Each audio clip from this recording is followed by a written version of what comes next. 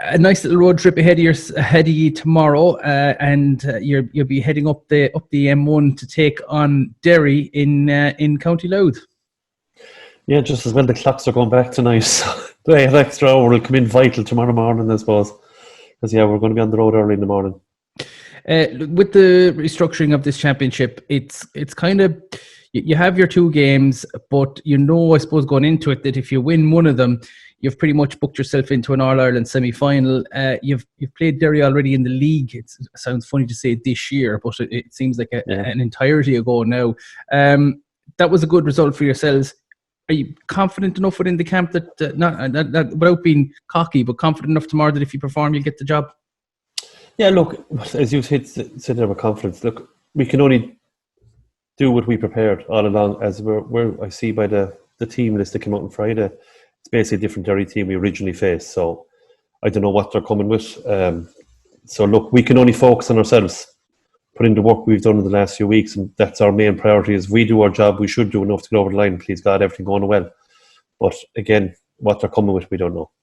How hard has it been preparation-wise with regards to getting this kind of campaign back on track again after the long layoff? In one sense, it was easy, to be honest, because with the lockdown, people were mad to come back play with their clubs. So it was a bonus. So it was great. The clubs got out and running. All the girls were back home. They had plenty of time. Clubs were flying it during the summer with it. It was a little bit tough at us at the end because when we came back, the county final still wasn't played. So we didn't have our full squad till basically nearly the first week of October. So it limited our resources, what we had going in for the training sessions. And I suppose, look, we've seen, especially in the camogie and in underage and 20s this week, when a lot of those grades, the plug was pulled on them. Not something that you've had to be concerned about or worried about with this panel, but it's been a strange few weeks with regards to teams like that, and a lot of disappointed younger players across those grades, across Gaelic football, hurling and camogie. Oh, look, of course, the Limerick football minors, as far as I know, are supposed to be out tomorrow. The camogie junior is supposed to be out today, and just told at the last minute. And the under-20s especially. Yes, I know that the lads were nearly finished, but like Dublin and Tyrone were heading for an All-Ireland final this weekend, and that's pulled. That's tough. Like it's really hard after all the preparation. You're there near the end, and it's pulled at the last moment. Especially said, look, the junior Limerick camogie team, I can only speak for, and I know a few of them, they were going out to Waterford today. It was all set to go, all prepared, and then it's pulled. That is very tough, So yes, we're lucky that we're still going ahead.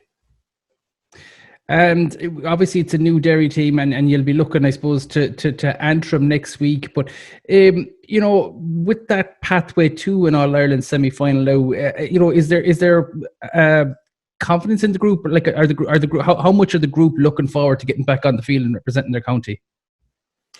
Yeah, we had a chat amongst ourselves the other night, and a few of the girls were just saying, we need to take this opportunity because we didn't think we'd have it. And it's, when you hear that, then you realise how much it means to the girls to be out in the field. Yes, it'll be apprehensive. It's a big trip, and with all the regulations and rules for tomorrow, it's I suppose in the back of their minds, which you don't want in the back of their minds. You just want them focusing on the game ahead. But we're going to control as much as possible as that we can for them to take that off them. But it's strange because the bus are only allowed a limited amount of people, and you have to wear the face mask on the bus. And look, I know from the bus trips, the girls like to mingle and have a chat with one another, move around, and they can't do that tomorrow. And a lot of them are driving as well because, again, we're limited to the capacity on the bus we can take.